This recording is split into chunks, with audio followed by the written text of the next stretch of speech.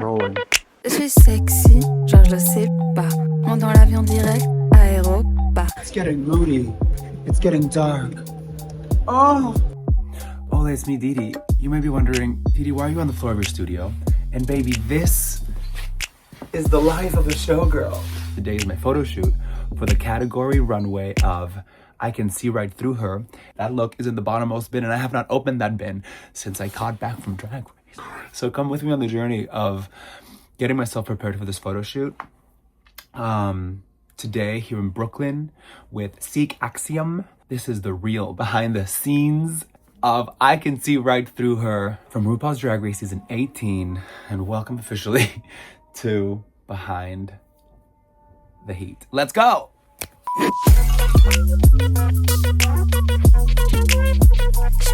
Can you believe this is a look? This is one of the last looks that I think came together creatively because the category see-through. It's see-through, but then you're seeing through to what? So if I was a beautiful, sensual woman with a beautiful, sensual body of a woman, then a see-through outfit would see through to my beautiful skin and flesh and sensuality. But because I'm a man, seeing through to that didn't feel as exciting. And so seeing through to what was a big deal. I went through so many different things. Let me show you the sketches that back to my sketchbook. Okay, these are the first notes. See right through her, I thought. Like maybe something like Bob Mackie style. Striped or covering or blurred or censored. It just took so many different drafts. The other thought was, what if it's like stained glass? And then it's like plastic, but then we paint the plastic so it's like multiple colors. This was one of the first sketches of like a full plastic kind of upside down dress. I went through this era when I thought like it should be like 60s inspired because they had all that like retro-futuristic, well, it was futuristic then, clothing of different like plastic colors, and I did tests on that. And then I thought, okay, what if it's like my body is painted to look like a body? Should it be like Andy Warhol style, like silk screen printed? And then it was like, okay, well, we're in the 60s, so then the plastic shields, maybe is it like color blocked, like Mondrian style plastic, kind of like a 60s go-go kind of twiggy, but with cut out plastic pieces. But again, it's like, what are you seeing through? Like my body in a corset? Who cares? And then how am I gonna travel with it? Because it has to fit in these bins. So if it's full plastic, it has to be in pieces, but then how does it join? Because you can't stitch a zipper into plastic. Divas, it was a lot of considerations. This look really, I struggled. Then it was like, okay, do I have like plastic on my hands? And then I cover my face in different colored plastics, but I just have this kind of like bodysuit with like a painted on body like a Marilyn Monroe.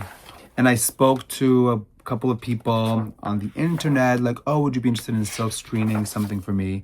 Those did not coalesce. So I just had to keep pushing. And then in speaking to Tim Peters, who helped me do the entrance boa and the matador banderillas and other things such as and so forth, he had in his possession these sheets of plastic that could be heat sculpted. And then it became, okay, how do we turn a hard plastic object into a garment? What does that feel like? What does that look like? And yet again, like, what story am I telling with this? Hi, everybody. Hello. This is a video vlog of the creation of the see-through dress. If this is a look that's an unaired runway, I'm gonna be so pissed because we're working so fucking hard. So hard. We are using this piece of thermoplastic that Tim had in his house. And because, you know, reduce, reuse, recycle. Mm-hmm. And also because we are crafty hoarders and we just have materials in our homes that we don't know what to use. Yeah, but now we're using it to create fashion. This was one of the first sketches that I made toward that idea of like, if it's a plastic sheet all over my body, it's like, it started looking like when you see a photo of like someone like underwater, like when they first jump in. That's the idea that I was going for. This feeling of like being so overwhelmed. Maybe it's also reflective of the time period that I was in, which was very stressful. And so this look was about that. Like that first thing, you fall into the water, you feel you can't breathe, and then you realize, okay, wait, maybe I got this. But eventually sketches only did so much because it's a very three-dimensional object. because I went through everything and I thought, well, are we gonna paint the bodysuit? What are we gonna do? It has to cover my face so that when I come in, it's like, oh, and then I go, ooh, and then you see through to my face. These sketches were helpful, but eventually what I did was I started sketching in 3D. So I had this little body form from when I was in college. It was gifted to me in the class by my costume design teacher at the time, Katie Leach, may she rest in peace. She was so inspirational to me and a great teacher, and I'm sending her a lot of love. She gave this to me. I still kept it all these years later. Don't do the math, it's a lot of years. And then I cut a bit of the plastic that Tim had brought to the house and started sculpting it to figure out, like, how can we do this? This is the prototype, and now it's becoming reality. I mean, this is just the skirt. I don't know where the bodice went. We just went for it. Also, I think at that point we were just like, we just have to go for it and just trust that it'll happen. And I think we did it like 2 days before I had to leave. Oof. Memories.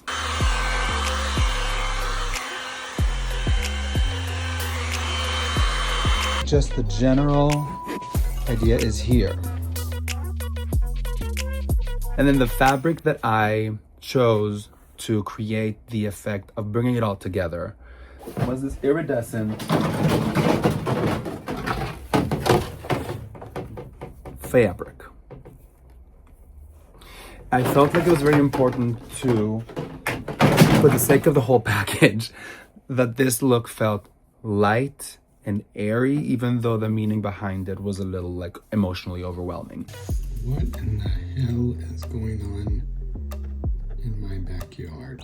I'm not ready. I already lost my gloves. All right. The body has been brought indoors because it was way too cold outside. Nothing was curing, and it was getting dusty. So let's see if it works. Or it's going to be a really cool sculpture for outside. I think it would be a beautiful fountain. We're gonna keep praying. We created this plasticified fabric, and then to make sure that it closed around me in a nice cinched way, we grommeted the back a little bit. See? You see her? You see right through her? The idea was to create 2 layers of see-throughness. One is the external plastic, and the other one is the plastified fabric. Not plastified, epoxied fabric, and create this like water effect.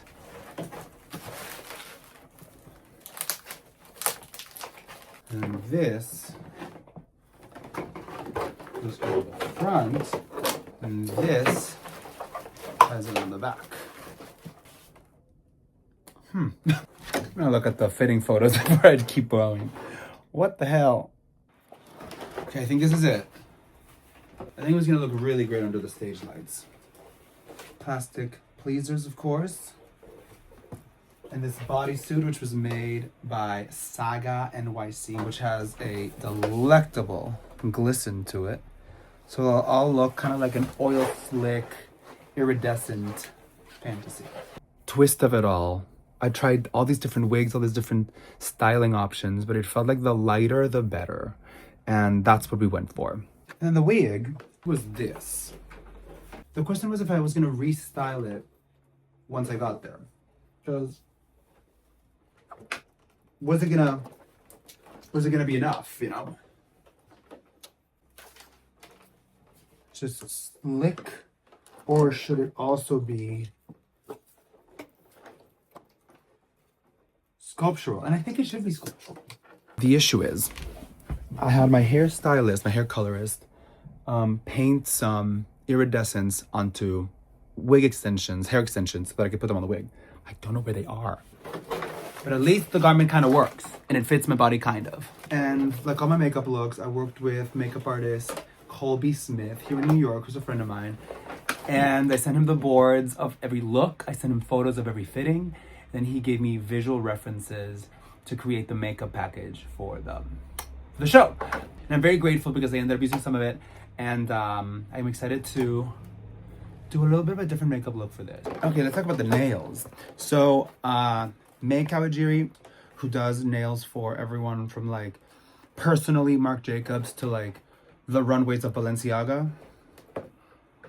She made me nails for some of my looks for the runway. These are nails that she made for this look.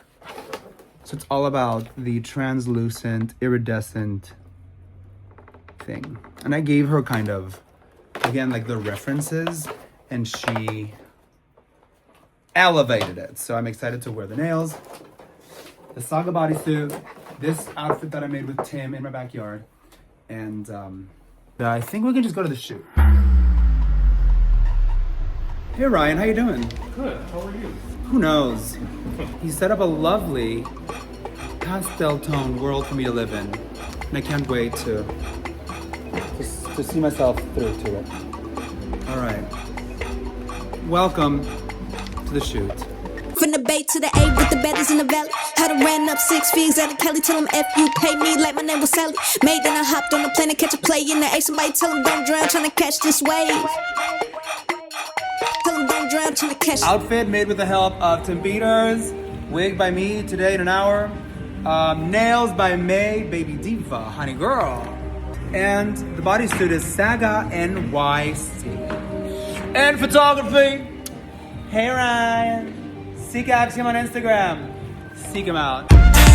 Ain't no stopping me. It's a strong going robbery. It's been many on the patch, had to copy me. But you need design on your Sell it. See through. See me. See you. See you later.